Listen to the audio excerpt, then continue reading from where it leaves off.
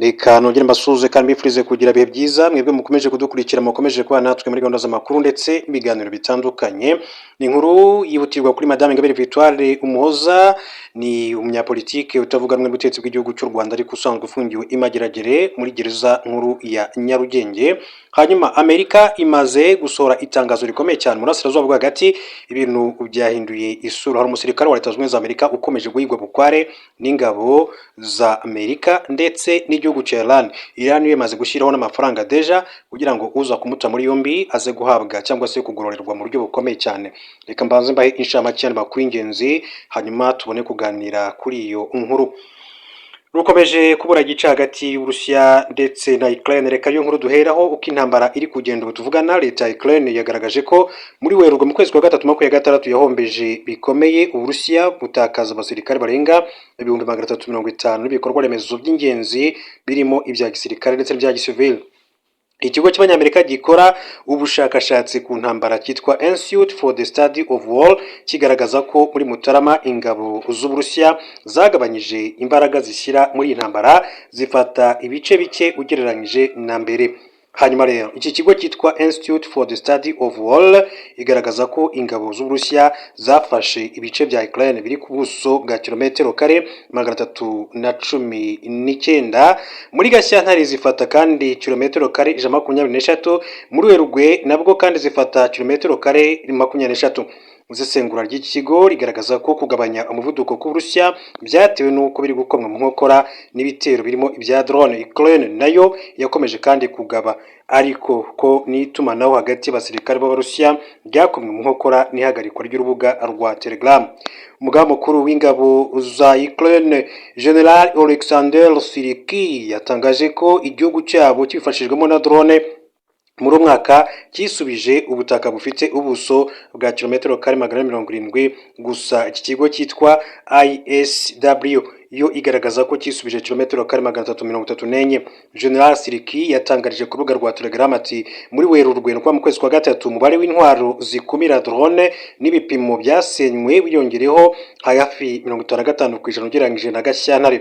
Tariki ya 2 Mata Minisitiri w'ingabo wa Ukraine yitwa Mikhailo Fedorov yatangaje ko mu mezi atatu y'umwaka igihugu cyabo cyaguze ku bwinshi bisasu bishyirwa muri drone birenga 1/2 cy'ibyaguzwe byose muri 2025. Minisitiri Fedorov yagaragaje ko ibitero bya drone ari byo bihamya neza ibirindiro by'umwanzi kandi ko ari byo bihendukira Ukraine kurusha ibindi birimo ibikoresho intwaro ziremereye. Ku itariki ya 3 Mata 2026 Perezida wa Ukraine Volodymyr Zelensky yatangaje ko Uburusiya bwatakaje bikomeye cyane muri Werurwe kuko ibitero bya drone byishe cyangwa bikomeretsa bikomeye abasirikare b'Abarusiya 33,988 n'iby'imbunda nini byica 1363. Yagize ati ibitero byacu bya drone rero byonyine byishe cyangwa se bikomeretsa abasirikare 33,988 b'Uburusiya, mu gihe ibindi by'imbunda nini n'ibindi byishe Abarusiya 1363 bari ku butaka bwacu. Ibi bivuze ko Uburusiya rero bwatakaje abantu barenga 35,000 mu kwezi kumwe kandi ibi byagenzuwe neza. Perezida Volodymyr Zelensky yatangaje ko ingabo za Ukraine zaseye intwaro z'Uburusiya 274 zikumira ibitero byo mu kirere muri Werurwe gusa, zinasenya kandi ububiko bw'intwaro n'ibindi bikoresho bya gisirikare byinshi. Mu ijoro ryo ku itariki 20 ku itariki 21 Werurwe ingabo za Ukraine zagabye igitero ku nganda ebyiri zitunganya ibikomoka kuri petroli z'Uburusiya, Ust-Kuga ndetse na Primorsk. No kwa 27 Werurwe izi nganda zombi zitunganya hafi 60% by'ibikomoka kuri petroli Uburusiya bwohereza amahanga. Urwa Ust-Kuga rwafunze imiryango by'agateganyo nyuma yo kugabwaho igitero kindi gitero tariki ya 2 Mata. Uburusiya bwahinduye kandi umuvuno. Ingabo z'Uburusiya zari zimenyereweho kugaba ibitero bya drone mu masaha y'ijoro, zimaze ibyumweru bibiri kandi zitangiye kujya zibigaba ndetse no kumanywa mu rwego rwo kongera igihombo kuri Ukraine. Tariki 24 Werurwe Uburusiya bwagabye ibitero bya drone 339 muri Ukraine mu ijoro rimwe n'ibindi 361 ku manywa. Ingabo za Ukraine kandi zigamba ko zahanuye 90% z'izo drone. tariki ya 3 Mata Uburusiya bwagabye muri Ukraine ibindi bitero bya drone zirenga 500 zirimo izoherejwe mu masaha y'amanywa. Leta ya Ukraine kandi yatangaje ko abantu 14 aribo bapfuye. Minisitiri w'ingabo w'Uburusiya yatangaje ko abasirikare b'Abarusiya bagabye ibitero ku birindiro by'ingabo za Ukraine ku nganda zazo ku bikorwa remezo bitanga ingufu by'ubwikorezi n'ibyambu tariki ya mbere n'iya kabiri Mata. Iyi minisiteri yasobanuye ko masaha 28 ibyo bitero byamaze hifashishijwe indege z'intambara drone, missile n'imbunda nini zirasa kure byarashe ahantu 144 hapfa abasirikare 1305 ba Ukraine. Ibiro ntaramakuru y'Abarusiya TASS byatangaje ko Ukraine ikomeje kandi kohereza drone mu bice birimo intara ya Kursk mu Burusiya, byemeje ko muzoherejwe mu bice 11 mu ijoro ryakeye hanuwemo 85.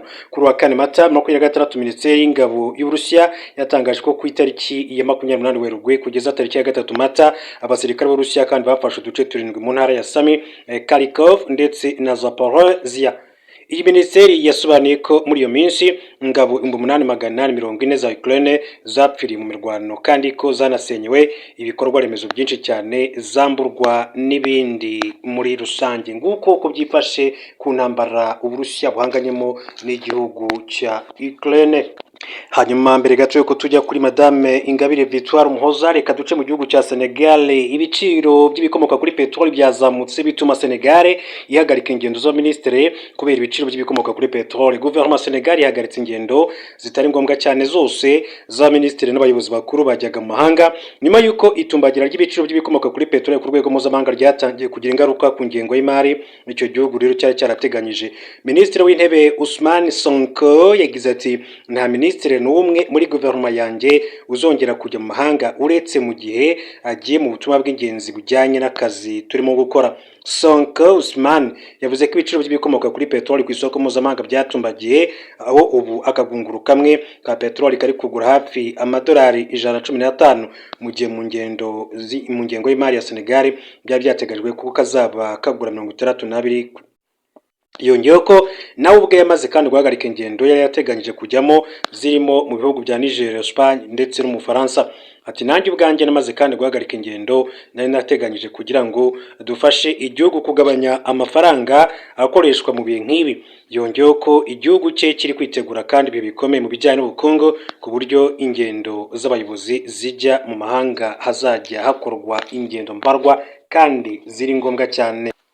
Tujye kuri Madame Ingabire Victoire Umuhoza. Murabizi ko minsi itambutse yasubiye mu rukiko ndetse urukiko rw'ikirenga icyo gihe rushimangira ko ingingo ya 106 y'itegeko genga imiburanishirize y'imanza nshinjabyaha itanyuranyije n'ibiteganywa na zimwe mu ngingo z'itegeko nshinga, rutegeka ko ikirego cyatanzwe na Ingabire Victoire Umuhoza nta shingiro gifite.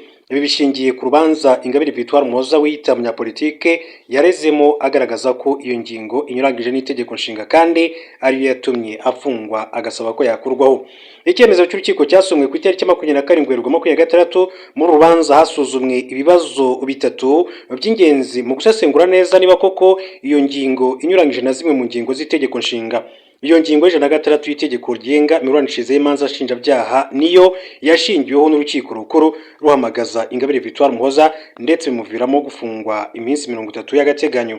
Ingingo ya 106 igaragaza ko iyo urukiko rusanze hari impamvu zatuma kandi hakekwa abandi bantu kuba barabaye abafatanyacyaha cyangwa se ari ibyitso by'ukurikiranyweho icyaha, rubahamagaza kugira ngo bagire ibisobanuro batanga muri urwo rubanza. Ikomeza yerekana ko iyo urukiko rumaze kandi kubaza abahamagawe mu rubanza rugasanga nta bimenyetso bituma rero kandi bakekwaho icyaha, rufata icyemezo cyo gukomeza iburanisha batongeye guhamagarwa. Iyo urubanza ibisobanuro rero rusanze ibisobanuro batanze bidahagije kandi urukiko rugasanga hari ibimenyetso bibashinja icyaha, rutegeka ubushinjacyaha gukora iperereza buhereye ku byagaragajwe mu iburanisha. Ingabire Victoire Umuhoza yasobanuye ko kuba urukiko ruhamagaza umuntu n'icyitso cyangwa se umufatanyacyaha byerekana ko wa muntu ataba agifatwa nk'umwere. Urukiko rwagaragaje ko ubushinjacyaha kandi aribwo bugomba gutanga ibimenyetso bidashidikanywaho kandi iyo bitabonetse bigirira inyungu uregwa. Rwerekanye ko umucamanza, abagenzacyaha n'abashinjacyaha nabo bakwiye kandi kugira imyitwarire ituma urega afatwa nk'umwere mu gihe kandi atarahamwa n'icyaha. Ingabire Victoire Umuhoza yavugaga ko iyo ngingo y'106 inyuranye n'ibiteganywa n'ingingo ya 29 y'itegeko nshinga. Urukiko ruhamagaza mu iburanisha umuntu waketsweho kuba icyitso cyangwa se umufatanyabikorwa. Urukiko rw'ikirenga kandi rugaragaza ko uhamagazwa ari umuntu ufite aho ahuriye n'urubanza, rusanga ntaho bibangamiye ihame ryo gufatwa nk'umwere kubera ko kumuhamagaza bitamugira umunyacyaha. Kuba rutegeka rero ubushinjacyaha gukora iperereza bishimangira neza ko ryahame ryo gufatwa nk'umwere riba ryubahirijwe. Hanyuma rero ikindi rwagaragaje kandi ni uko kuba urukiko rwategeka ubushinjacyaha kugarura umuntu ngo aburanishwe bitavuze ko ubushinjacyaha kandi buzazana ibimenyetso bimushinja gusa, kuko bufite inshingano yo gushaka n'ibimenyetso bishinjura. Rusanga ahubwo byubahije ihame ryo gufatwa nk'umwere kuko biha uburenganzira bwo kwisobanura ukekwa, ndetse yaba umwere bikagaragarira mu rubanza yavuzwemo. Urukiko rusanga iyo ngingo rero itanyuranyije n'ingingo 29 igika cya mbere agace k'itegeko nshinga. Ikibazo cya kabiri kijyanye no gusuzuma niba iyo ngingo idatuma habaho ko urukiko rwivanga mu nshingano z'ubushinjacyaha. Urukiko ruhamagaza ko nubwo inzego z'ubutegetsi zitandukanye hari aho zishobora kandi kunganirana, kuzuzanya ndetse no kugenzurana, ihame rishingiye ku miterere n'imikorere y'inshingano zazo hatabayeho kwivanga mu mikorere y'urundi rwego, ariko zigahurira ku nshingano zo kurengera uburenganzira bw'umuturage. Urukiko rusanga umucamanza bwuzuzanya n'ubutegetsi mu kubungabunga uburenganzira n'ituze ry'abaturage. Kuba kandi ubucamanza bwategeka ubushinjacyaha biri mu nshingano zabwo bwo kugenzura uburenganzira, umudendezo n'ituze. Kuba urukiko rwasanga hari icyaha kitakurikiranwe ntikitabweho ngo byaba atari ugutanga ubutabera buboneye, mu gihe kandi ubushinjacyaha butujuje inshingano zabwo uko bikwiye. Urukiko rw'ikirenga rwibukije ko gutegeka ubushinjacyaha bigamije kubusaba gukora inshingano zabwo, ntirukora iperereza kandi ntirutegeka uko ubushinjacyaha burikora, bityo iyo ngingo ikaba kandi itanyuranyije n'itegeko nshinga.